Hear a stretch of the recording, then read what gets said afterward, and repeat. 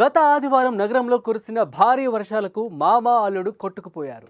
వారిలో ఒకరి ఆచూకీ ఈ రోజు లభ్యమైంది. సుమారు 5 రోజుల పాటు గాలింపు చర్యలు చేపట్టగా యాదాద్రి భువనగిరి జిల్లా వలిగొండ మండలం సంగెం భీమలింగం కత్వా వద్ద మూసీలో లభ్యమైంది. అంటే దాదాపు 70 కిలోమీటర్ల వరకు డెడ్ బాడీ కొట్టుకుపోవడం గమనార్హం. హైదరాబాద్లోని అఫ్జల్గంజ్ సాగర్ డ్రైనేజీలో భారీ వర్షానికి మామ అల్లుడు కొట్టుకుపోయిన సంగతి తెలిసిందే. 5 రోజులుగా కొనసాగుతున్న గాలింపు చర్యల్లో ఒకరి మృతదేహం లభ్యమైంది. నల్గొండ జిల్లాలోని మూసీ నదిలో అర్జున్ మృతదేహాన్ని సహాయక సిబ్బంది గుర్తించారు. వెంటనే సమాచారం అందుకున్న కుటుంబ సభ్యులు అక్కడికి బయలుదేరి వెళ్లారు. మరొకరి మృతదేహం కోసం గాలింపు చర్యలు కొనసాగుతున్నాయి. అయితే గత ఆదివారం రాత్రి కురిసిన భారీ వర్షంతో ముషీరాబాద్ వినోబా నగర్ కు చెందిన దినేష్, మల్లేపల్లి అఫ్జల్ సాగర్ కు చెందిన అర్జున్, రాము వరద నాలాలో కొట్టుకుపోయారు.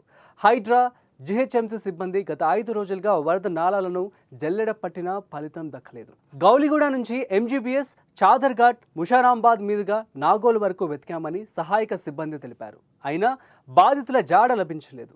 ఇవాళ నల్గొండ జిల్లాలోని మూసీ నదిలో అర్జున్ మృతదేహం లభ్యమైంది. అతనితో పాటు మిస్ అయిన రాము మృతదేహం కోసం అదే ప్రాంతాల్లో డిఆర్ఎఫ్ సిబ్బంది గాలిస్తున్నారు. ఇదిలా ఉంటే మరోవైపు డ్రైనేజీలో పడి దినేష్ భార్య రాజేశ్వరి, 3 ఏళ్ల కుమారుడు అతని తల్లిదండ్రులతో నాలా పొడవునా తిరుగుతోంది. ఆదివారమే మ్యాన్ హోల్లో గుర్తించిన దినేష్ ద్విచక్ర వాహనాన్ని మంగళవారం డిఆర్ఎఫ్ బృందాలు వెలికి తీశాయి. అప్పుడు అక్కడే రోడ్డును పగలగొట్టి సిబ్బంది లోపలికి దిగి వెతికారు. అక్కడ ఎలాంటి ఆనవాళ్లు లేవంటూ బయటకు వచ్చేశారు.